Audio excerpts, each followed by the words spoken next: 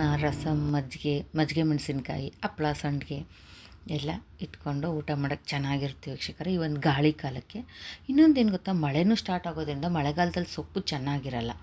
ಹಾಗಾಗಿ ಅದರಲ್ಲಿ ಮೊಟ್ಟೆ ಎಲ್ಲ ಇಡ್ತವೆ. ಹಾಗಾಗಿ ಸಾಮಾನ್ಯವಾಗಿ ಮಳೆಗಾಲದಲ್ಲಿ ಸೊಪ್ಪು ಯೂಸ್ ಮಾಡೋದಕ್ಕಿಂತ ಈ ಥರ ತರಕಾರಿಗಳನ್ನು, ಕಾಳುಗಳನ್ನು ಯೂಸ್ ಮಾಡಿ ಈ ಮಳೆಗಾಲಕ್ಕೆ ಒಂದು ಒಳ್ಳೆಯ ರಸಮ್ಮು ಅಥವಾ ಸಾಂಬಾರು ಮಾಡ್ಕೋಬೋದು. ಈ ನುಗ್ಗೆಕಾಯಿ ಟೊಮೆಟೊ ರಸಮ್ನ ನಾನು ಮಜ್ಜಿಗೆ ಮಾಡಿದ್ದೆ ಅವತ್ತು.